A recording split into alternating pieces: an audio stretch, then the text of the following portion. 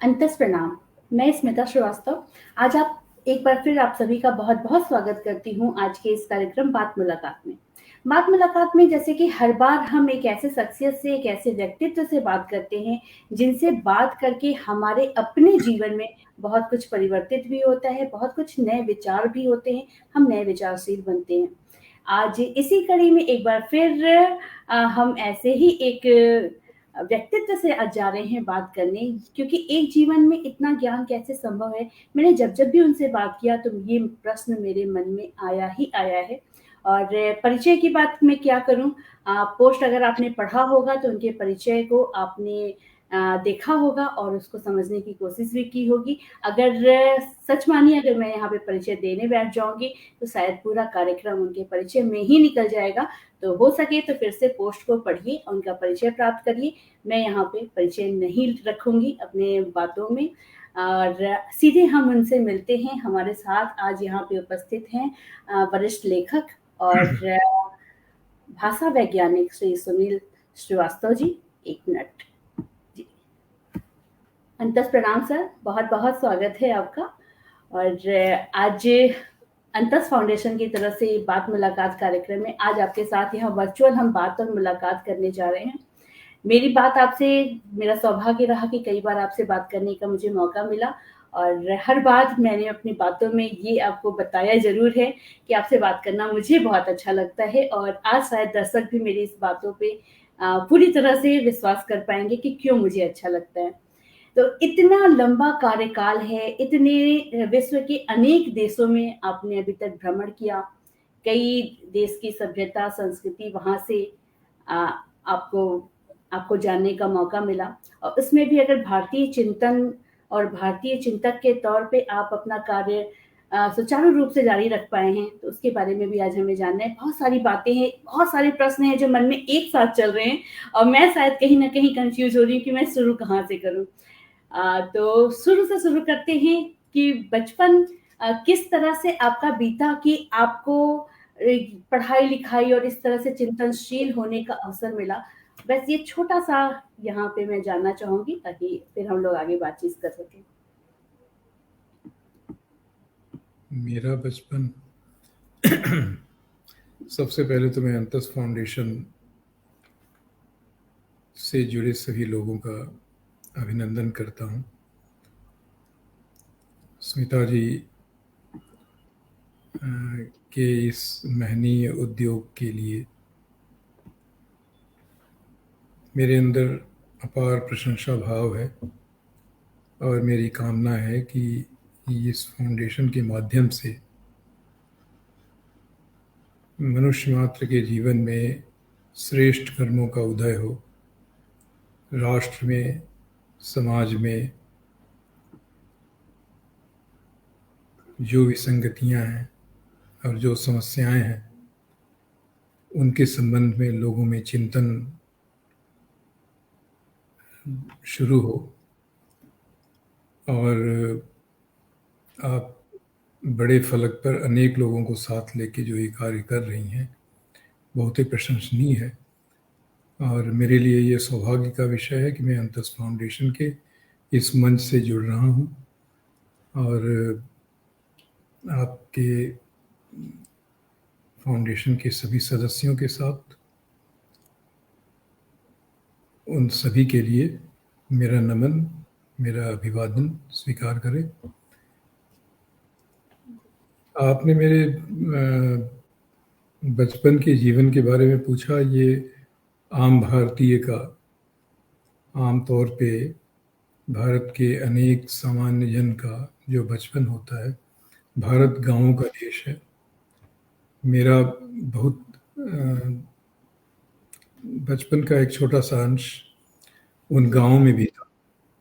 उन गांवों की विषमताओं में, उन गांव की विशेष परिस्थितियों में मैं पला बढ़ा,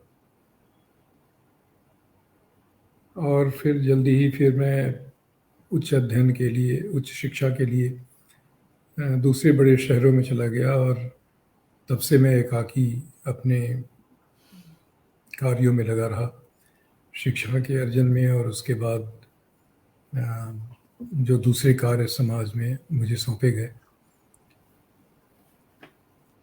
कुछ विशेष नहीं है, बचपन जैसे हर व्यक्ति का बचपन होता है, काफ़ी इवेंटफुल रहा है।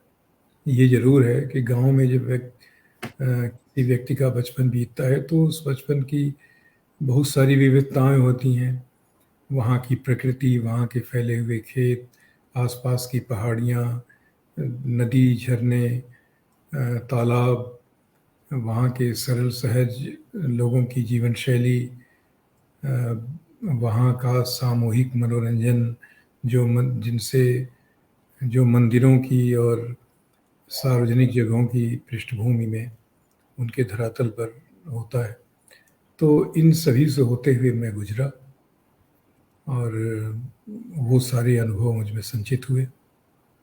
फिर मैं कस्बों में गया, थोड़े उससे बड़े नगरों में गया, फिर महानगरों में आया और कुछ कार्य के ऐसे अवसर मिले कि मैं विश्व के अनेक देशों में गया।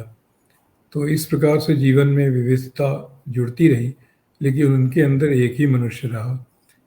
वो गांव का था या कस्बे का या शहरों का, वो हर मनुष्य अपने आप में एकाकी होता है और उसकी जो भाव भूमि होती है, उसका जीवन उसी भूमि पर संकेंद्रित होता है और वो अनुभवों से संपृक्त होती जाती है। कार्यों के बड़े आयाम मिलते हैं, लेकिन मूलतः वह वही बचपन वाला व्यक्ति बना रहता है।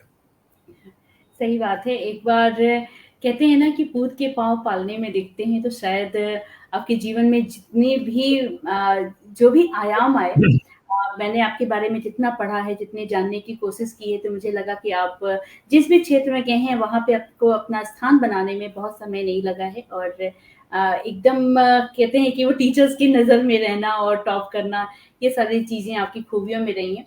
अ, एक प्रश्न यहाँ से लगातार मेरे मन में है कि विश्व के इतने देशों में जब आपने भ्रमण किया और उसके बाद भारतीय दर्शन को, भारतीय चिंतन को, यहाँ के वाङ्मय को आप कितना जुड़ पाए या कितना अलग पाया आपने? मुझे भारतीय वाङ्मय एक धरोहर के रूप में प्राप्त हुआ, उत्तराधिकार के रूप में प्राप्त हुआ। मेरे घर में एक समृद्ध लाइब्रेरी थी जो मेरे पिता की थी। वो बहुत बचपन में मुझे मिली और उसे मैंने हमेशा अपने साथ रखा अपने विद्यार्थी जीवन में। तो उसका अनुशीलन करता रहा, उसका अध्ययन करता रहा। जी। मैं ये लगा लूँ तो शायद ज़्यादा मेरी आवाज़ में तो कोई नहीं, आपकी समस्या आवाज़ ठीक आ रही है, बिल्कुल सही आ रही है। तो और मैं इसे बाकी रहने हमारे दूँ? दर्शक हैं, कीर्तन जी कृपया बताइए कि क्या सुनील ठीक जी है, की तब आवाज़ ठीक आ रही है? कि मैंने सोचा कि ईयर प्लग्स लगा लूँ तो अगर ऐसे आवाज़ स्पष्ट है तो उसकी ज़रूरत नहीं है। जी। मुझ तक ठीक आ रही है आवाज़ आपकी। जी। जी, बताइए। देखिए, वो भारत से बाहर का कोई देश हो या भारत हो, मनुष्य की भावभूमि लगभग समान है, एक तरह की है। और बाद में मैं जिन कार्यों से जुड़ा, जिस अध्ययन और अनुसंधान में लगा, उसमें मैंने देखा कि तमाम यूरोप में और विश्व के अनेक भागों में जो मनुष्य हैं, उनका उद्भव और विकास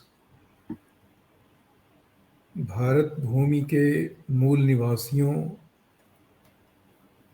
से बहुत अधिक प्रभावित रहा, क्योंकि एक समय ऐसा था जब भारत विश्व गुरु था। भारत के निवासियों की यात्राएं इतनी विहंगम हैं, जो हमारे आर्ष ग्रंथों में मिलता है कि यहाँ से ही तमाम देशों में मानव सभ्यता के बीज बोए गए। भारत, मध्य भारत, पश्चिमी उत्तरी भारत, इसके बाद ईरान, तुर्की आदि देश और उसके और पश्चिम और उत्तर में यूरोप, ये सारा भारतीय व्यक्तियों का ही प्रसार है मूल रूप में। तो इनकी संस्कृति में, इनकी भाषा में, इनकी भाषा को इंडो यूरोपियन लैंग्वेज कहते हैं। भारत हिंद यूरोपीय भाषा, और उन भाषाओं में अद्भुत समानता है। संस्कृत, ग्रीक, लैटिन, अरबिक, फारसी और आधुनिक पश्चिमी यूरोपीय की भाषाएं, इटालियन, फ्रेंच, अंग्रेजी, इन सब में अद्भुत समानता है। जो मूलभूत शब्दावली है मनुष्य के जीवन से जुड़ी हुई, घर, मकान, खाना पीना, सर्दी गर्मी, निवास, निकट के रिश्ते, सारे शब्दावली बिल्कुल सेम है। केवल भौगोलिक कारणों से उनका उच्चारण भिन्न है, लेकिन वो सेम है। कहीं माता है, कहीं मातृ है, कहीं मैटर है, कहीं मादर है। इस प्रकार से वो भ्रातृ, भ्रातर, बिरादर, है ना, ये सारी इंडो यूरोपियन लैंग्वेजेस की भाषाएं समान हैं। इस बात की ओर इंगित करती हैं कि ये एक ही मूल से निकली हुई भाषाएं हैं, और उस मूल को विश्व के जो भाषा वैज्ञानिक हैं, भाषा शास्त्री हैं, वो मानते हैं कि ये वैदिक संस्कृति है, वैदिक संस्कृत है, और इसी से तमाम दूसरी भाषाएं विकसित हुई हैं। तो वहाँ के मनुष्यों की भाषा मनुष्य का चरित्र और मनुष्य के समाज की मूलभूत विशेषताओं को, उनकी संस्कृति को व्यक्त करती है। भाषा ही है जो संस्कृति का वाहक है। तो भारत हो या भारत से बाहर विदेश, मुझे कहीं ऐसा नहीं दिखता कि वो बिल्कुल नए और दूसरी तरह के लोग हैं। मूल संस्कृति, मूल भाषा, मूल जीवन शैली एक है। उनमें परिस्थितिगत, क्योंकि वो भारत की परिस्थितियों से बहुत दूर और अलग कालखंड में विकसित होते रहे, तो उनमें कुछ भिन्नता आ गई है। उच्चारण में भिन्नता आ गई है, भाषा में भिन्नता आ गई है। लेकिन हमें आज अपनी ही भाषा में और उसकी बोलियों में विदेशी तत्वों की आश्चर्यजनक समानताएं मिलती हैं।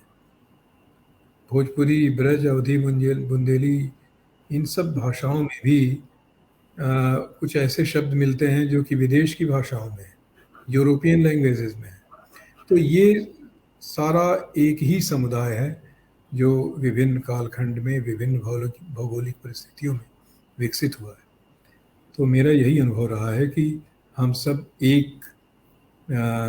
एक समुदाय हैं। वसुधैव कुटुंबकम की जो बात कही जाती है, वो इसी अर्थ में बिल्कुल सही बात है। विश्व में कहते हैं मानव जाति है, तो सभी की रोज़मर्रा की जो ज़िंदगी है, जो उनके ख़ास तौर पे जो अनुभव और एहसास हैं, वो भी अलग नहीं हो सकते हैं, क्योंकि जो मौलिक मूलभूत संरचना है, वो तो समान है, चाहे वो किसी भी देश, किसी भी कालखंड में या किसी भी जगह पे रहते हों।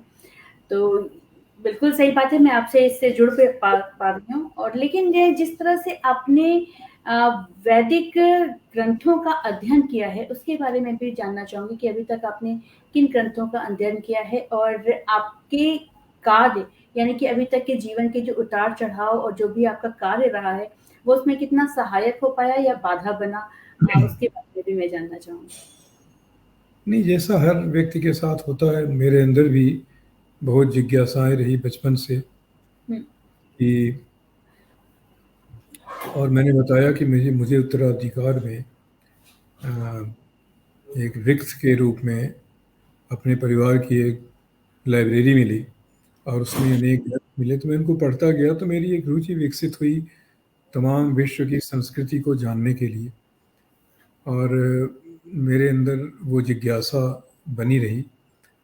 तो उसको जानने के क्रम में मैं अपने आर्ष ग्रंथों की ओर मुड़ा, और मैंने ऋग्वेद और जो इतिहास ग्रंथ हैं, वाल्मीकि रामायण और दूसरे उपनिषद, इन सब ग्रंथों का मूल रूप से अध्ययन किया, मौलिक रूप से अध्ययन किया। और मुझे इतने आश्चर्यजनक तथ्य मिलते हैं, इतनी ज़्यादा हमारे आज के जीवन से उनका जुड़ाव है। और हम देखते हैं कि हमारी आज की परंपराओं में बहुत कुछ वही जो ऋग्वेद के समाज में जो प्रथाएं, पूजा पद्धतियाँ, जीवन शैली जो प्रचलित है, वो हम आज भी जी रहे हैं।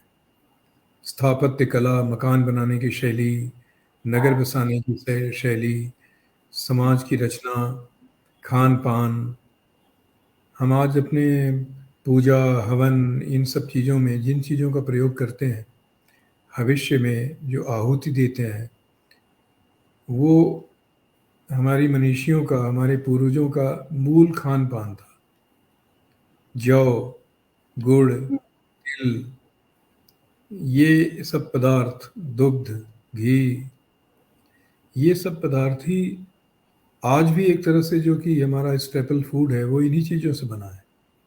बाद में गेहूं का विकास हो गया और ये सब चीज़ें जुड़ गई, कुछ और चीज़ें जुड़ गई, लेकिन मूल रूप से हम उसी वैदिक संस्कृति और उसी सनातन जीवन शैली, सनातन पद्धति, जो विचार के स्तर पर भी है और जीवन जीने के तरीके के रूप में भी है, उसी को जीते हैं। और कमोवेश वही वेस्टर्न वर्ल्ड में भी है। उनके यहाँ कुछ बाद में परिवर्तन आया और हमारे यहाँ भी बाद में गुप्त काल के बाद काफ़ी कुछ परिवर्तन आया जीवन शैली में, लेकिन मूल रूप से वह पूरे विश्व की एक ही, विश्व के अंदर एक तार की तरह जुड़ी हुई दिखाई देती है। जी, बिल्कुल। भाषा वैज्ञानिक के तौर पे आपने अभी तक बहुत कार्य किया है और उसमें से एक का अगर मैं ज़िक्र करना चाहूँ तो मॉरिशस में विश्व हिंदी सचिवालय की स्थापना में आपका विशेष योगदान रहा है। उसके बारे में भी उस समय में और उस कार्य के विषय में भी हम ज़रूर जानना चाहेंगे। मैं कुछ समय विदेश मंत्रालय में था, जो मेरे कार्यों में एक शामिल था, विदेशों में भारतीय संस्कृति का प्रसार। और उस समय ये संकल्पना हम लोगों के मन में आई कि एक केंद्र कहीं होना चाहिए जहाँ से जो भारतीय संस्कृति के प्रसार के लिए और भारतीय भाषाओं के प्रसार के लिए एक ज़्यादा उपयुक्त जगह हो, भारत से बाहर। तो मॉरिशस की काफ़ी उत्कंठा थी और वे इस दिशा में काफ़ी प्रयत्नशील भी थे। ये उनका ही प्रस्ताव था और उस पर हम लोगों ने विचार किया और ये बहुत अच्छा लगा। तो मॉरिशस में विश्व हिंदी सचिवालय की रचना ये 2003 के आसपास की बात है।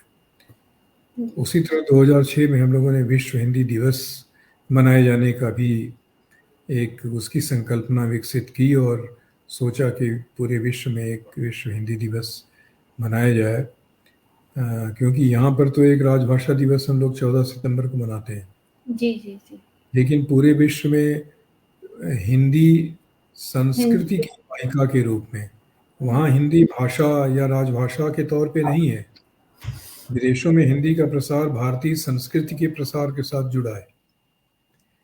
तो विश्व हिंदी सचिवालय, विश्व हिंदी दिवस, वो दरअसल भारतीय संस्कृति के प्रसार के केंद्र हैं और हिंदी उसी की वाहिका है, उसी को आगे फैलाती है। तो वो प्रयास था। वहाँ मॉरिशस सरकार ने बताया कि वो ज़मीन दे सकते हैं इसके लिए। हम लोगों ने उसके निर्माण की धनराशि लगाई, एक भवन निर्मित हुआ और फिर ये एग्रीमेंट बना दोनों देशों का कि हर 3 वर्ष के लिए एक बार बारी बारी से एक बार भारत का सेक्रेटरी जनरल होगा, कुछ मेंबर्स होंगे, गवर्निंग काउंसिल होगी, एग्जीक्यूटिव काउंसिल होगी और अगले 3 वर्षों के लिए उस देश की होगी। तो ये एक मिला जुला प्रयास है। अगर दूसरा कोई देश इतनी रुचि लेता है भारतीय संस्कृति और हिंदी के प्रसार के लिए, तो उसका स्वागत होना चाहिए। इस भाव के साथ हम लोगों ने इसे स्वीकार किया और निर्मित किया और आज वो फंक्शनल है, काफ़ी काम कर रहा है, उल्लेखनीय काम कर रहा है। उसकी खबरें मुझे मिलती हैं।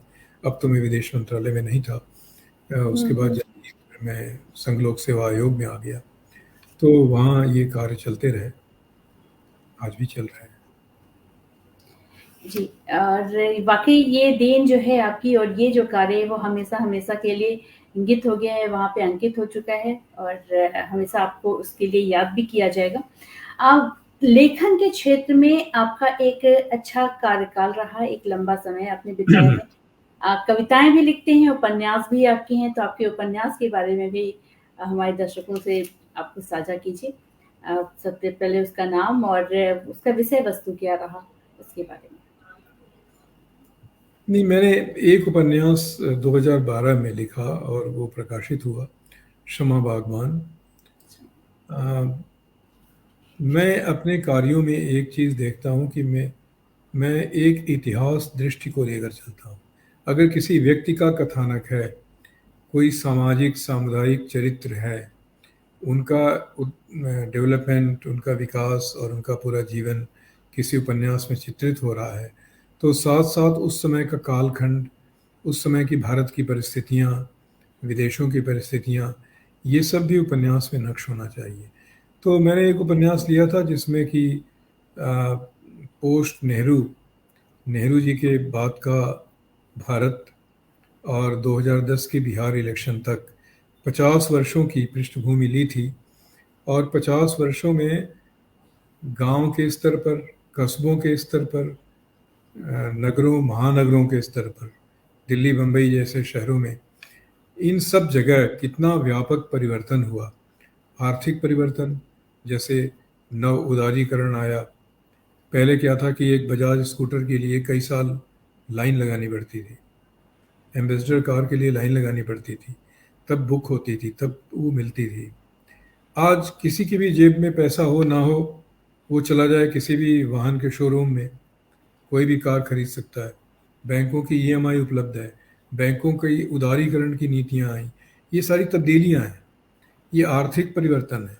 राजनीतिक परिवर्तन बहुत सारा हुआ, अनेक घटनाएं घटी। मेरा उपन्यास शुरू होता है जब भारत में साधुओं ने संसद घेर लिया था गोहत्या के विरोध में। उस परिदृश्य से वो उसका पहला दृश्य है नावल का। इसके बाद अनेक राजनीतिक घटनाएं घटी, इमरजेंसी लगी और बाद की सरकारें आई, मंडल कमीशन हुआ, रथ यात्रा हुआ, अच्छा। बाबरी मस्जिद का प्रकरण हुआ। ये सारी का इंदिरा जी नहीं रही, उनका निधन हुआ। तो वो सारा वो सारी घटनाएं प्रासंगिक होती हैं उसके पात्रों के जीवन के साथ साथ। तो उसमें एक मुख्य स्त्री पात्र है, जो कि महानगर की एक वीवीआईपी स्त्री है। उसके बचपन से लेके वार्धक्य तक उसकी जो प्रगति है, उसका जो विकास है, और सामाजिक नेटवर्क के अंदर वो बड़े बड़े कार्यों में लग जाती है, वो सारा विकास उसमें चित्रित है। क्षमा बागवान उसका नाम है। और उसके आसपास ये सारी घटनाएं घटती हैं समाज में, और उपन्यास का कथानक उससे प्रभावित होता है। तो इस प्रकार से अनेक पात्र हैं जो कि एक पात्र फिल्म दुनिया से है, एक पात्र ब्यूरोक्रेसी से है, कुछ पात्र एकेडमिक्स में से हैं। तो इस प्रकार से भारत के लगभग सभी वर्गों के का प्रतिनिधित्व करने वाले पात्र हैं। उन सभी वर्गों के प्रतिनिधित्व करने वाले सिद्धांत हैं, भाषा है, और उसका एक लबो-लुबाब एक निष्कर्ष की तरफ हम बढ़ते हैं। तो इस प्रकार से वो नावल संपन्न होता है। उस नावल के बाद मैं जल्दी ही दूसरे उपन्यास की मेरी योजना थी। मैं अपने ब्यूरोक्रेसी के अनुभवों के ऊपर आधारित भी एक उपन्यास लिखना चाहता था। लेकिन उसके बाद फिर मैं कुछ रिसर्च और अनुसंधान में, अपने भारतीय वाङ्मय आर्ष ग्रंथों के अनुसंधान और अध्ययन में लग गया। तो एक बड़े उद्देश्य को लेके फिर मैं इधर व्यस्त हो गया और उसमें विलम्ब आता गया। तो इस समय मैं इन जुड़ा हूँ। हमें आपके दूसरे उपन्यास का भी इंतज़ार रहेगा कि जल्दी हमारे हाथों में आए। और क्षमा बागवान अगर आपके पास अभी उपलब्ध है, तो उसका अगर कोई अपना पसंदीदा अंश आप हमें सुनाना चाहें, तो हमारे दर्शक भी उससे जुड़ पाएँगे। ठीक है, मैं एक अंश सुनाता हूँ। वो 90 के दशक का के बिहार का चित्रण है उसमें थोड़ा सा। उस समय की विभीषिका, उस समय के समाज के अंदर एक व्याप्त डर की भावना। एक दौर ऐसा था कि लोग समझते थे कि 7 बजे शाम के बाद सड़कों पे नहीं निकलते हैं। पटना जैसे शहर में भी राजनी और ये सारी चीज़ें बहुत आम थी। ट्रेनों में डकैतियाँ हो जाती थी। तो उस समय का एक जो क्षमा भगवान का नायक है सत्यकाम, अच्छा। वो काफ़ी यंग है। और उसकी 10वीं बोर्ड की परीक्षा हो रही है। परीक्षा केंद्र वो गांव में पड़ता है, तो परीक्षा केंद्र दूर दूर कहीं किसी एक प्रोमिनेंट नगर में परीक्षा केंद्र पड़ा है। और सारे बच्चों के रहने की व्यवस्था की गई है परीक्षा काल के लिए एक आम्र वन में, आमों के वन में। और वो आमतौर पे उस वन में पशु मेला वगैरह लगा करता है, लेकिन उस समय मेले का समय नहीं है। तो ये परीक्षा देने वाले परीक्षार्थियों को वहाँ रख दिया गया है। उनके एक एक कमरे की कोठरियाँ हैं और एक एक दो दो छात्र एक एक कमरे में। और वहीं उसी नगर के कॉलेज में वो परीक्षा केंद्र है। तो उस वहाँ पर कुछ घटनाएं घटती हैं। तो उनका मैं एक एक दृश्य आपको सुनाता हूँ, थोड़ा जी, सा हिस्सा। बिल्कुल। ये अपने जीवन और अध्ययन वगैरह के संबंध में बताने से ज़्यादा सुविधाजनक है ये। मैं नॉवेल का कुछ अंश। ये सब आपके इंस्ट्रक्शन की वजह से चल रहा है ये। जी, तो आपने मुझे ये इतना डरा के क्षमा रखा है भगवान, ना। ये मेरा जी, नॉवेल है। क्षमा भगवान, ये आपका कवर पेज। हाँ, और इसका मैं एक अंश आपको पढ़ के सुना रहा हूँ। जल्दी जल्दी पढ़ूंगा क्योंकि आपका काफ़ी समय मैंने परिचयात्मक नहीं, आप आराम से मिला। पढ़िए अपने फ्लो में। 10वीं की परीक्षा बोर्ड से होनी थी। परीक्षा केंद्र मुगलसराय के पास के एक स्कूल में पड़ा। विद्यार्थियों के लिए परीक्षा काल में वहीं मुकाम करने के इंतजाम किए गए। पास में आमों का एक बाग था जिसमें हर वर्ष पशुओं का मेला लगता था।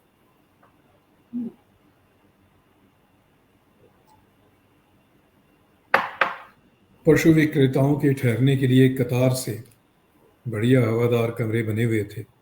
हर 4 कमरों के लिए एक हैंडपंप की व्यवस्था थी। प्रातः क्रिया के लिए पीछे नहर के पार खुले खेत थे। ये सारी संपदा किसी योगीराज सिंह की थी। परीक्षाएं कोई 20 दिन चलने वाली थीं।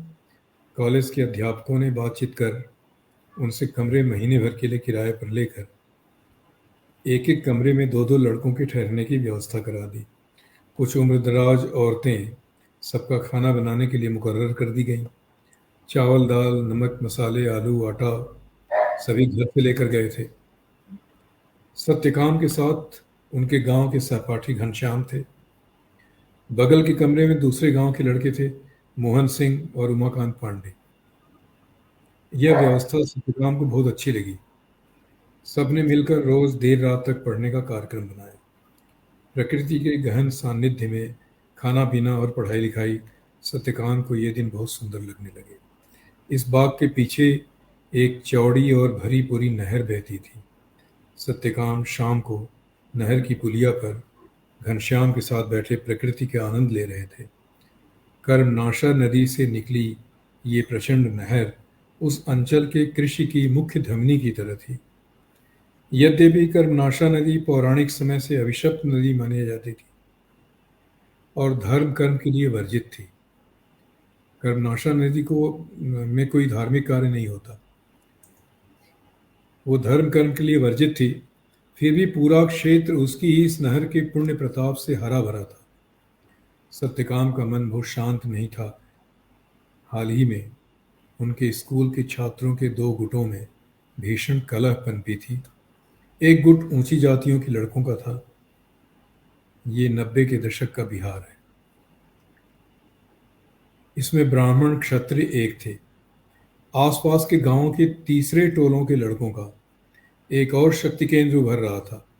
यह वर्ग कर्मनाशा नदी की तरह ही था, सदियों से उपेक्षित, किंतु समाज समाज की लहलहाती संपन्नता का मजबूत आधार।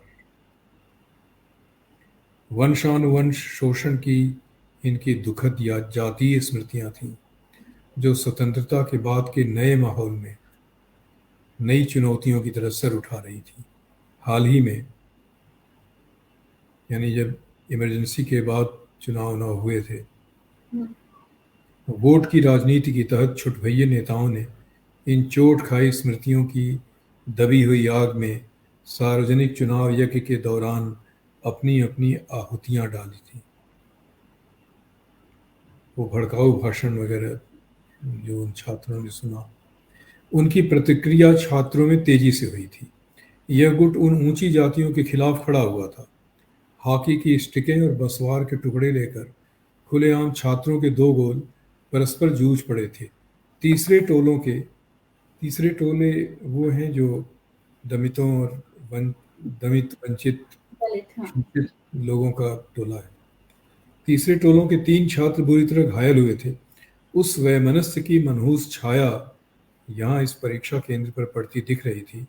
दोपहर बाद परीक्षा से लौटने पर तीसरे टोलों वाले कुछ छात्र बाग की घनी झुरमुटों में चले गए थे। वहां कुछ मंत्रणा चल रही थी। सत्यकाम को परीक्षा निर्विघ्न संपन्न होने की चिंता थी। शाम गहरी हो आई थी। सत्यकाम ने दूर से देखा, नीरज सिंह और उमाकांत पांडित दौड़ते हाँफते इधर ही आ रहे थे। वे एक आशंका में खड़े हो गए। नीरज सिंह ने पास पहुंचकर हाँफते हुए बताया, पक्की खबर है सत्यकाम, घुरऊ और बसेरना ने इकबाल पहलवान को कांटेक्ट किया है। बगीचा के झुरमुट्टे में इनकी मीटिंग हुई है। इकबाल भी आया था। खूब दारू पी के धुत हैं सरऊ लोग। इकबाल बोला है रात को धावा मारेगा। मोहना को उठाने का प्लान बनाया है सब। प्लान किडनैप बनाया है। प्लान बनाया है सब। हाँ। एक किडनैपिंग का प्लान है जो उन दिनों बहुत होता था 90 के दशक बहुत। में। क्या करें सत्यकाम भैया? सत्यकाम का चेहरा शौर्य से तमतमा गया। भुजाएं फड़क उठी। ये सत्यकाम नावल का हीरो है। हम्म। धीर आवाज में कड़क कर बोले, ये इकबाल कौन है? स्कूल में तो कोई इकबाल नहीं है। तुमको कुछ पता नहीं है क्या? ये मुगल सराय का पहलवान है, नामी लोकल गुंडा है, बाजारों से हफ्ता वसूली करता है इस इलाके में। उमाकांत ने काफी जानकार होने के भाव से बताया, पिछले साल कर्मनाशा पुल पर इसी ने तो डीएसपी को गोली मारी थी। बेदाग छूट गया था। पता नहीं कहां से सालों ने इसका कांटेक्ट निकाला है। फिर कान के पास मुंह लाकर बोले, लड़कों का शौकीन है इसलिए मोहन को उठाने का चारा दिए हैं सब। मोहन सिंह सत्यकाम के बगल के कमरे में उमाकांत पांडे के साथ ठहरा है। गोरा छरहरा, कमसिन और स्वभाव से शांत। इस झमेले से उसका कोई लेना देना नहीं था। न सत्यकाम ही इस झमेले में कोई पक्ष थे। ये दोनों एक गुनाहे बेलज्जत में अनायास फंस रहे थे। सत्यकाम धर्म संकट में पड़े। एक तरफ मित्र धर्म और पड़ोसी धर्म था। वो पड़ोस के कमरे में थे, बगल वाले कमरे में। तो दूसरी ओर परीक्षा का सरोकार और खुद की रक्षा का दायित्व बोध। उन्होंने अपने अंतर्बोध और सहज संवेदना का आश्रय लिया। शांत भाव से उठ खड़े हुए। आंखें एक शौर्य से उद्दीप्त हो आईं। मन में एक निश्चय ने जन्म लिया। बोले, आओ मेरे साथ, निर्भय रहो उमा, देखता हूं मोहन को कौन हाथ लगाता है। चारों कमरे पर लौटे। रात हो चली थी। माई इनका खाना बनाकर जा चुकी थी। बाग में सन्नाटा था। आज की दुरभिसंधि का रहस्य जैसे पूरे माहौल में छाया हुआ था। सत्यकाम बगल के कमरे में घुसे। मोहन काठ बना खाट के कोने पर बैठा था। उसे बांह से पकड़कर सत्यकाम अपने कमरे में लाए। मोहन एकदम से फूट पड़ा, दहाड़ मारकर रो पड़ा। हाथ जोड़कर सत्यकाम से बोला, मेरी कौनो गलती नहीं है सत्यकाम भैया। ये पिशाच पता नहीं मेरा क्या करेंगे। आज जान बचा दो, जिंदगी भर तुम्हारी टहल करूंगा। अभी परीक्षा छोड़कर भाग जाने के लिए भी पांव में ताकत नहीं है। सत्यकाम की आंखें भर आईं। मोहन को शांत कर निकट बैठाया। उमाकांत से बोले, पंडित आज तुम अपने कमरे में अकेले रह जाओ। मोहन को यहीं रखता हूं, अपने कमरे में। वो सब आए तो बोल देना इस कमरे में है। उमाकांत की किया है, मैं भी तो यहीं रहता हूँ, मैं भी यहीं रहता हूँ ना। सत्यकाम मुस्कुराकर बोले, तुम तो पंडित हो, तुम्हें क्या डर है? तीन ही यहाँ मुश्किल से सो पाएंगे, तुम्हें सोने में तकलीफ होगी। नीरज अपने कमरे में जा चुके थे। सबने साथ में थोड़ा बहुत भोजन निपटाया। उमाकांत बगल के कमरे में सोने चले गए। यहाँ घनश्याम और मोहन जमीन पर गद्दा बिछाकर लेटे रात की आहट लेने लगे। सत्यकाम ने दीवार की टेक लेकर पद्मासन लगाया। सत्यकाम का ये चरित्र है। बचपन से ही उसे यौगिक आसनों में, त्राटक विद्या के साधना में, ध्यान में, इन सबों में रुचि है। रेसलिंग वगैरह में भी रुचि है। सत्यकाम ने दीवार की टेक लेकर पद्मासन लगाया, ध्यान में चले गए।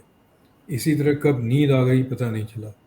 नींद में सफेद फूलों की झुरमुट में, सफेद वस्त्रों में खड़े एक तेजस्वी महात्मा की छवि मानस में उभरी। माँ बाबा मुस्कुराते हुए सत्यकाम को एकटक देखते रहे। धीरता से कहा, मालिक मंगल करेगा। अचानक झकझोरे जाने का एहसास हुआ। नींद टूट गई। सत्यकाम आश्चर्य में पड़े, ये कैसा सपना था। वर्तमान पे ध्यान गया। मोहन उन्हें हिलाकर जगा रहा था। सत्यकांत चौंक कर उठने को हुए। मोहन ने होठों पर उंगली रखकर चुप रहने का इशारा किया। फुसफुसाकर बोला, आहट सुन रहे हो? वो सब बाहर हैं लगता है। बाहर काफी आहट थी। बगल के दरवाजे पर थाप पड़ी। कुछ हलचल सी हुई। कुछ पल बीते। अब इस कमरे के दरवाजे पर जोर से थाप पड़ी। सत्यकाम के जहन में मानस की खरदूषण प्रसंग की पंक्ति उभरी।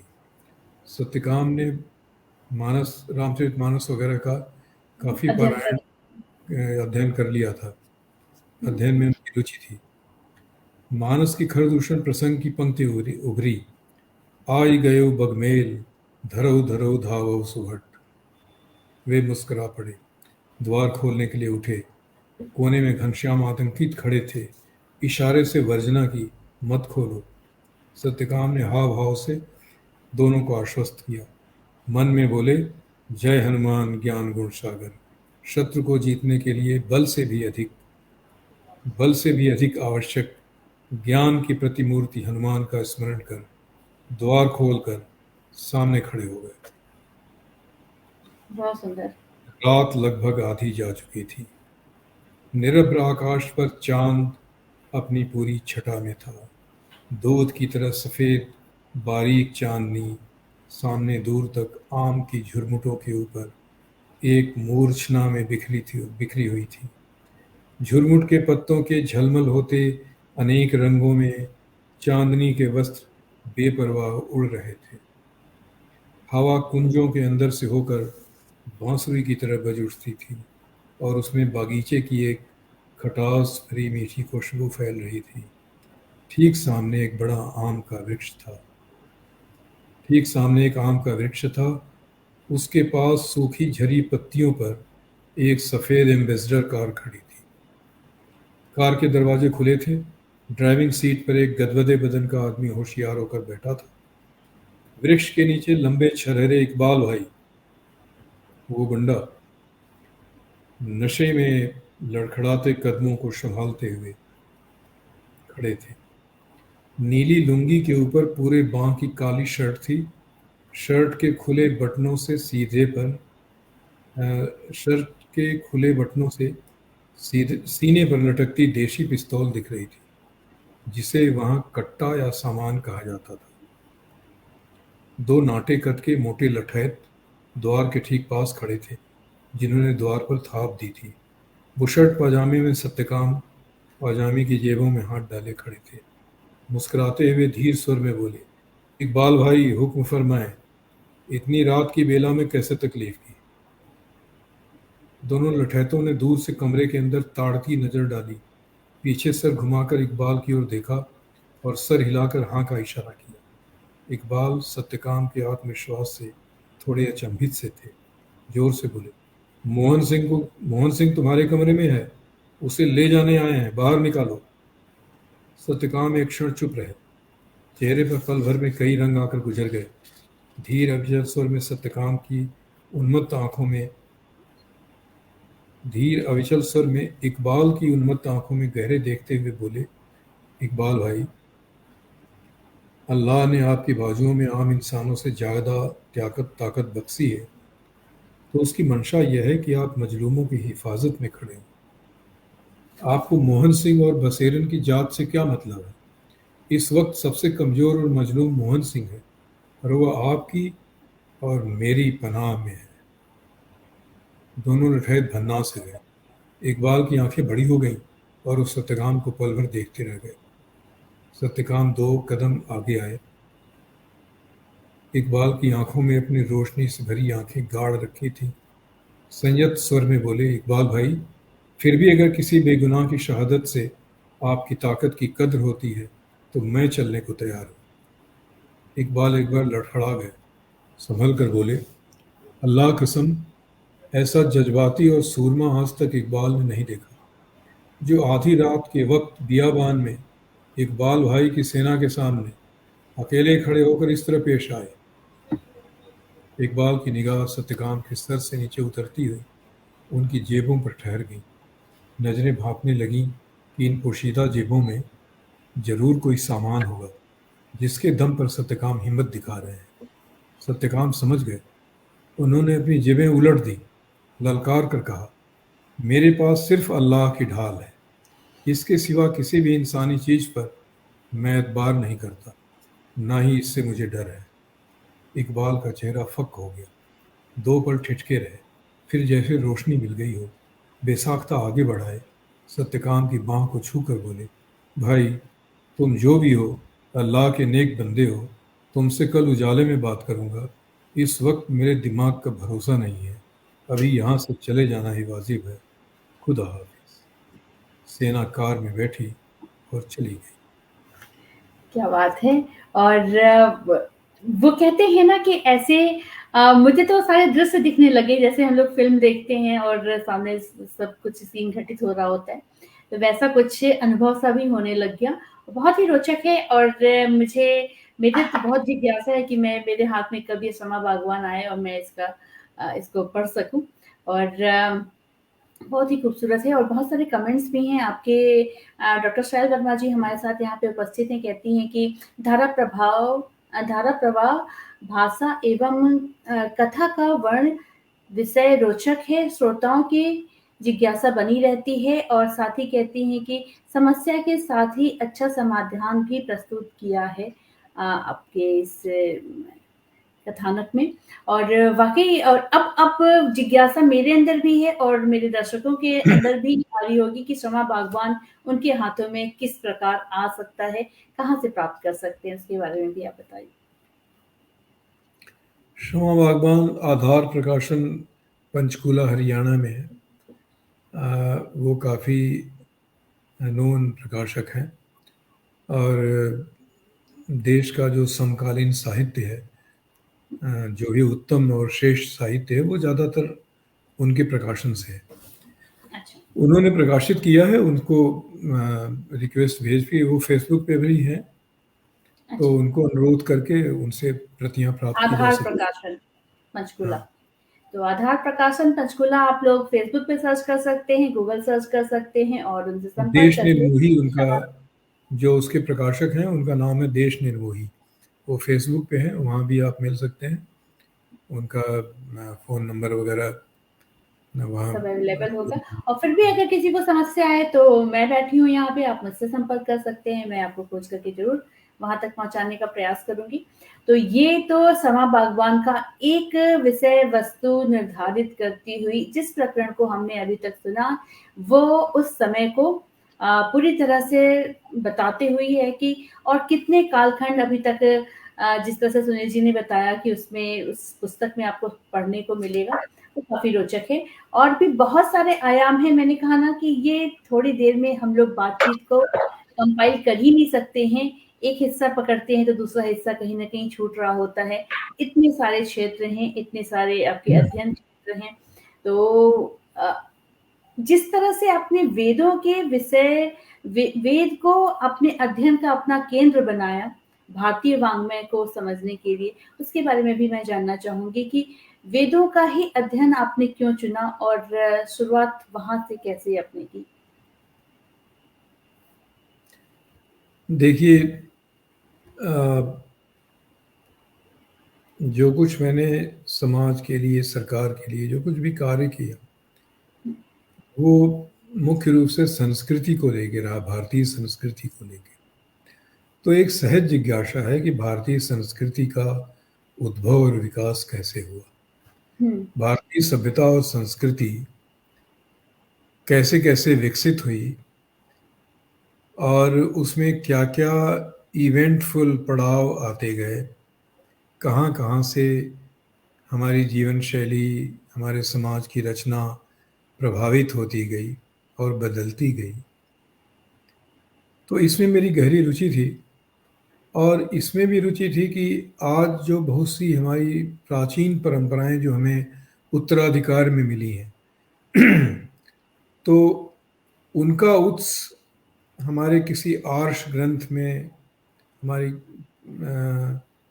जो ऋग्वेदिक वैदिक साहित्य है उसमें कहीं है कि नहीं है, इनका जुड़ाव, उनका लिंक वहाँ से है कि नहीं। तो इन सब के लिए मैंने मूल ऋग्वेद को पढ़ना शुरू किया, और ऋग्वेद अब सहज उपलब्ध है। अपने हिंदी में अनुवाद, अंग्रेज़ी में अनुवाद, उसका भाष्य, उसका विश्लेषण, ये सारा कुछ सहज उपलब्ध है। और 2013 के बाद एक जो नया दौर आया हमारे देश में, उसमें बहुत सारे नए उत्खनन हुए, बहुत सारी आर्कियोलॉजिकल साइट्स ऐसी मिली जो 7500 बीसी की हैं, 8000 बीसी की हैं। इनसे जो तस्वीर बनती है वो हमारे प्राचीन जीवन शैली, नगर अभिकल्पना आदि की तस्वीर मिलती है, और वो आज भी जो हमारा ग्राम्य जीवन है उससे बहुत ज़्यादा मिलती है। तो मेरे अंदर यही उत्सुकता थी कि मैं उस जीवन शैली को, उस समाज को उसके मूल टेक्स्ट में देखूं और आज से उसको लिंक करूं। उदाहरण के लिए मैं बताऊंगा कि आज हमारी परंपराओं में, पूजा परंपराओं में खास करके हम देखते हैं कि एक छठ पूजा, जो लोग भी बिहार से हैं, अब तो सारा देश जानता है इसको, बिहार के लोग खास करके छठ पूजा में बहुत आस्था रखते हैं। छठ पूजा एक प्रकार की सूर्य पूजा है, और ऋग्वेद में उषस के, सविता के बहुत से मंत्र हैं, कई मंडलों में बहुत से सूक्त हैं और ऋचाएं हैं। उनमें आप देखें कि बिल्कुल छठ पूजा की तरह की पूजा पद्धतियों का, पूजा शैलियों का वर्णन है, और उनमें जो ऋचाएं हैं सूर्य की स्तुति में कही गई हैं, वो छठ के गीतों में बिल्कुल मिलती हैं। जैसे आज छठ का एक बड़ा लोकप्रिय गीत है, अगर आप में से कुछ लोग भोजपुरी भाषा को समझते हैं तो वो हाँ, भोजपुरी में आंचलिक गीत है। उगा है सूरज देव, हाँ, भोरे भिन सारे, अरग केरे बेरमा, पूजन केरे बेरमा। जी। हाँ, सुना उगो हुआ है, है, शारदा सिन्हा जी की आवाज़ में है शायद, ये मैंने सुना है। ये शारदा सिन्हा जी ने भी गाया है। उगो है सूर्य देव की, भोर की वेला हो गई है और पूजन की वेला हो गई है। ऋग्वेद में है, एक ऋचा में पढ़ के सुनाता हूँ। उदुस्य देव सविता दमुना हिरण्य पाणी, प्रतिदोषम स्थात। उदुस्य, उगो हे, देव सविता सूर्य देव, दमुना हिरण्य पाणी, हिरण्य पाणी, हिरण्य के हाथों से, स्वर्ण के हाथों से देने वाले, रोग निवारण करने वाले, धन देने वाले। तो हिरण्य पाणी, स्वर्ण के हाथ, सूर्य की रश्मियां हैं, किरणें, प्रकाश किरणें। उन प्रकाश किरणों से रोग दूर होते हैं, उन प्रकाश किरणों से स्वास्थ्य मिलता है। आज के वैज्ञानिक मानते हैं कि विटामिन डी हमारी इम्यूनिटी का आधार है और वो सूर्य से मिलता है। सारा वनस्पति जगत सूर्य के कारण जिंदा है। सारी सारी कॉस्मोस में जो भी जीवन है वो सूर्य पर आश्रित है। तो इसलिए सूर्य का स्तमन है ऋग्वेद में, उदुष्य देव सविता दमुना हिरण्यपाणी प्रतिदोषम स्थात। प्रतिदोषम, प्रदोष संध्या काल है, प्रतिदोष भोर का समय है। प्रतिदोषम स्थात हो गया है। उगो हे सूर्यदेव की भोर की बेला हो गई है।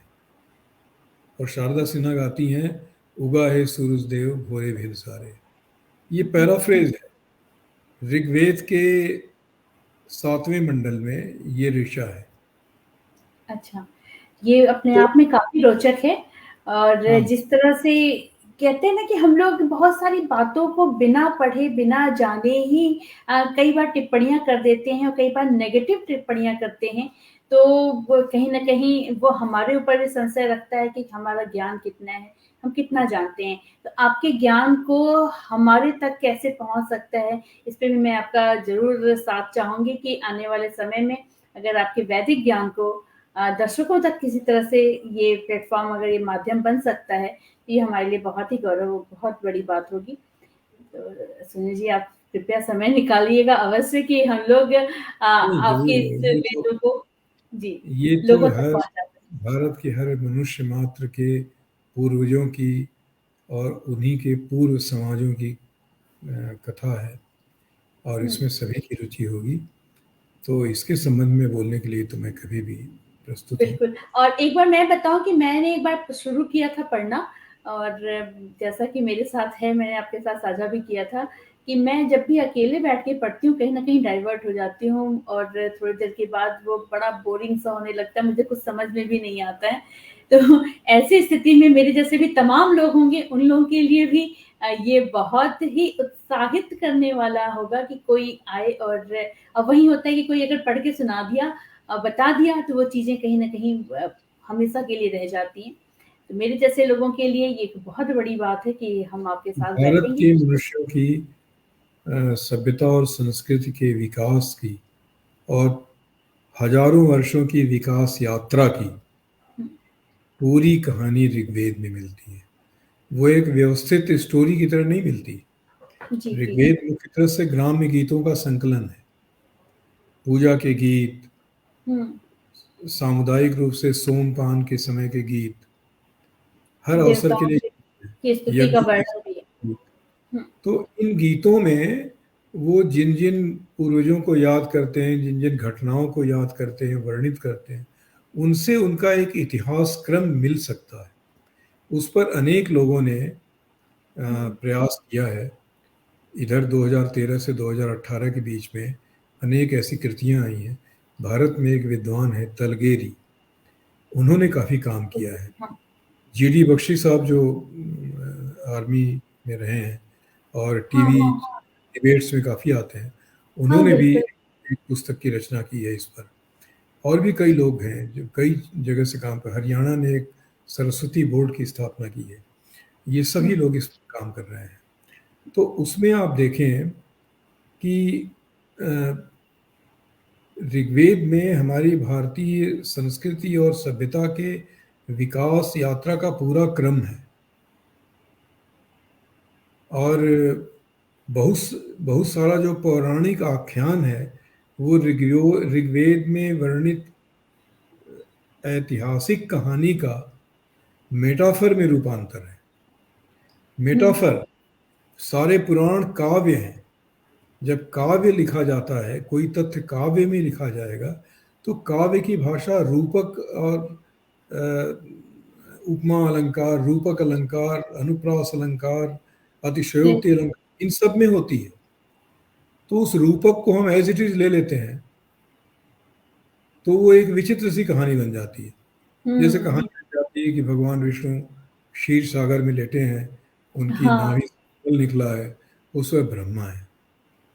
तो हमारी आस्था के लिए बहुत अच्छी बात है कि अगर इस प्रकार की देवी शक्तियाँ इस विन्यास में कहीं पर हैं, लेकिन जो ऋग्वेद में इतिहास क्रम वर्णित है उसके अनुसार जो मानसरोवर है वो क्षीर सागर है। कैलाश मानसरोवर क्षीर सागर से कश्मीर तक ये हमारे पूर्वजों का होमलैंड है। कश्मीर का नाम ही कश्यप के नाम से बना है। जी। कैस्पियन उसके और पश्चिम और उत्तर में उधर कैस्पियन सी है, कश्यप सागर। तो कश्यप हमारे आदि पूर्वज हैं। प्रथम ब्रह्मा, मरीचि, उनके बाद कश्यप। कश्यप की दो पत्नियां अदिति और दिति। अदिति से आदित्यों की वंश परंपरा, दिति से दैत्य, अदिति से आदित्य। तो ये एक लिनिएज है जो हमें मिलता है वहां से।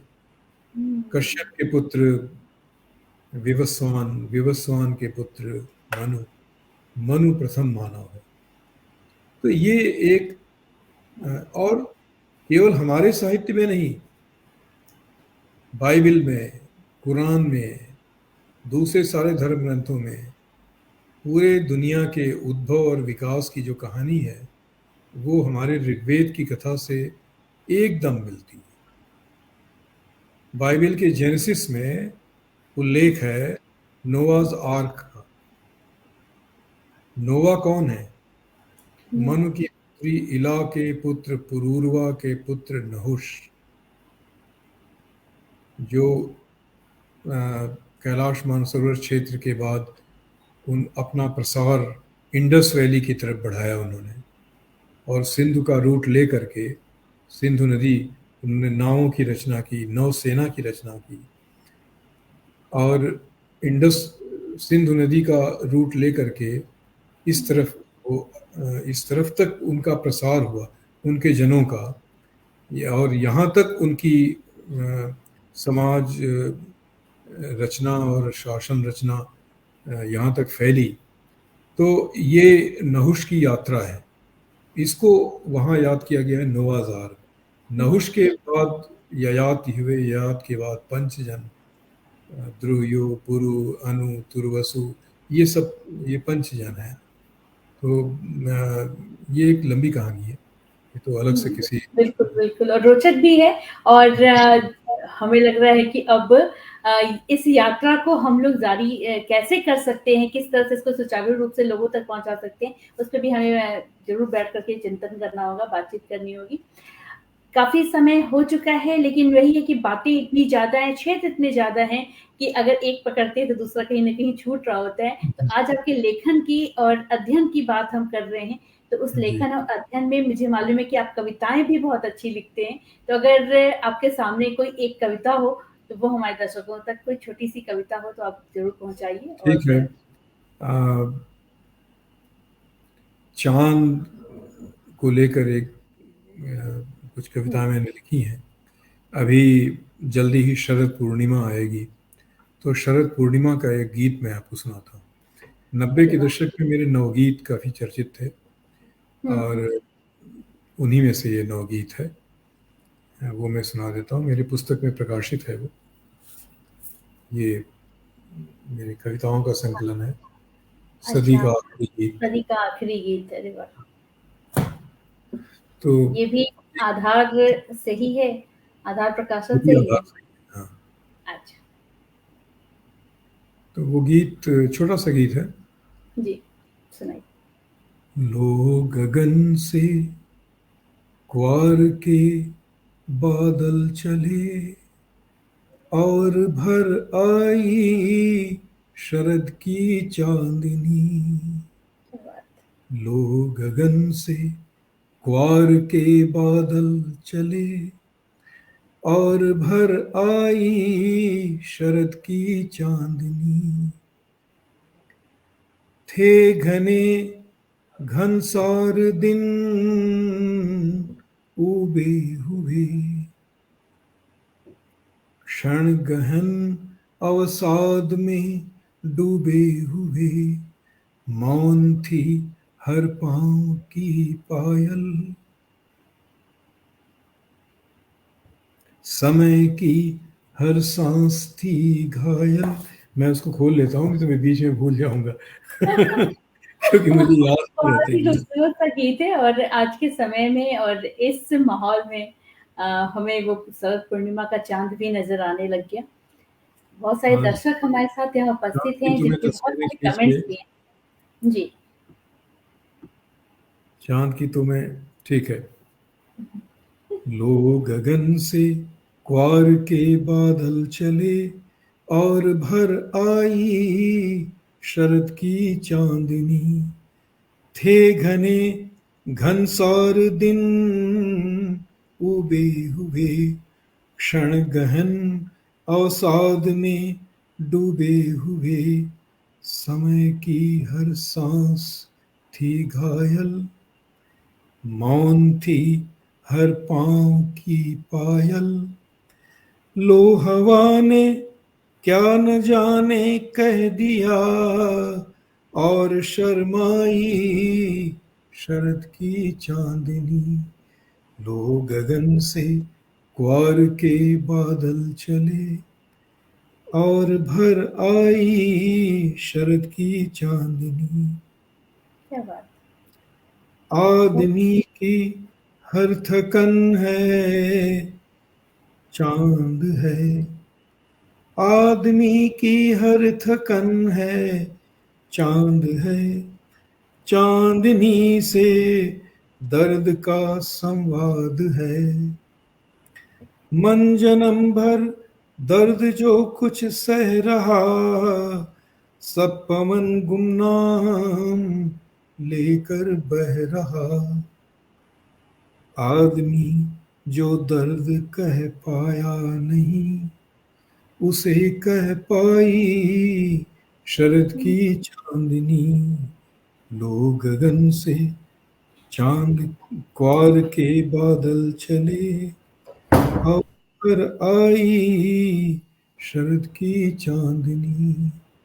बहुत सुंदर, की बहुत बस, सुंदर। बहुत ही खूबसूरत सा ये गीत है और जी। मैं क्या कहूँ और बस लग रहा है कि समय यहीं रुक जाए। हम लोग जो बातों का क्रम यहाँ पे कर रहे हैं वो इसी तरह से जी, सुचारू जी, चलता रहे।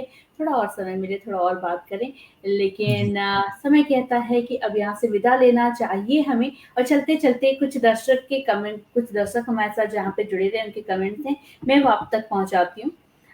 हमारे साथ यहाँ उपस्थित रहे जेबी पांडे जी, डॉक्टर शैल वर्मा जी, दीपक कोच गवे जी जो एक वरिष्ठ पत्रकार हैं, बहुत लंबा अनुभव रहा है उनका। उमाशंकर श्रीवास्तव जी एक गज़लकार हैं, वो हमारे साथ यहाँ पे उपस्थित हैं। कीर्तन त्रिपाठी जी, मनमोहन तिवारी जी, सूरज अग्रवाल जी, सरोज अग्रवाल जी, डॉक्टर प्रियंका सिंह जी, यतमान भट्ट जी और साथ में रहे अरशीद अब्बास जी और रजनीश शुक्ला जी और भी बहुत सारे नाम हैं, अगर किसी का नाम छूट जा रहा है तो कृपया मुझे क्षमा करेंगे। और बहुत सारे कमेंट्स हैं, मैं चाहूँगी कि जब भी आपको समय मिले तो आप ये कमेंट्स ज़रूर पढ़िएगा। अगर फिर भी आप लोगों के मन में कोई जिज्ञासा है, कोई प्रश्न है, कुछ और जानना चाहते हैं, तो आप यहाँ पे कमेंट के रूप में लिख सकते हैं। तो सुनील जी, अब यहाँ से विदा लेने का समय आ गया है। चलते-चलते आप हमारे दर्शकों के लिए कुछ 2 शब्द कहना चाहेंगे तो क्या कहेंगे? मैं इन सभी दर्शकों का बहुत आभारी हूँ कि उन्होंने मेरे इन थोड़ी बहुत इस बातचीत में रुचि ली और मेरे गीतों को लाइक किया, पसंद किया। तो आप सभी का बहुत आभार, बहुत बहुत धन्यवाद इस मंच पर मुझे शामिल करने के लिए। और यही कह सकता हूँ, आपके लिए मेरी बहुत शुभकामनाएं हैं। आपका यह मंच बहुत ही यशस्वी हो और इसका प्रसार बहुत व्यापक हो। मेरी शुभकामनाएं और मेरा धन्यवाद। बहुत-बहुत धन्यवाद, बहुत-बहुत शुक्रिया सुनील जी और मुझे विश्वास है कि हम लोग आगे भी ऐसे ही बैठेंगे और बहुत सारे विषयों पे चर्चा करेंगे, बातचीत करेंगे क्योंकि वो आज के समय की माँग भी है, आवश्यकता है कि लोग अपने उन वैदिक ग्रंथों से किस तरह से जुड़ सकें, जिस पे हम लोग सिर्फ़ नाम जानते हैं। सिर्फ़ और सिर्फ़ वेद हैं, 4 वेद हैं, इतने उपनिषद हैं और ये सारी व्याख्याएँ हैं, ये सारे ग्रंथ हैं। सिवाय नाम के मैक्सिमम लोग बहुत सारे लोग ऐसे हैं कि उसके बारे में कोई जानकारी नहीं है। लेकिन थोड़ा बहुत मैं ये नहीं कह रही हूँ कि आपको कोई परीक्षा देना है या उसमें कहीं कुछ और लेकिन अपनी चीज़ों से जुड़ना, वो कहीं न कहीं हमारा एक कर्तव्य है। आगे की संतति को हम कैसे किस प्रकार से जोड़ पाएँगे अगर हम ही वहाँ से कहीं न कहीं अलग हो रहे हैं तो। तो वो एक प्रयास है, वो एक कोशिश है जिसमें आपका साथ मुझे चाहिए। तो फिर इसी वादे के साथ में और इसी विश्वास के साथ में कि हम लोग फिर यहाँ पे बैठेंगे और बहुत सारी सी बातें करेंगे। मैं स्मिता श्रीवास्तव आज सभी दर्शकों से यहाँ से विदा लेती हूँ। सभी लोग अपना बहुत-बहुत ध्यान रखें, फिर मिलते हैं, नमस्कार। नमस्कार और बहुत धन्यवाद।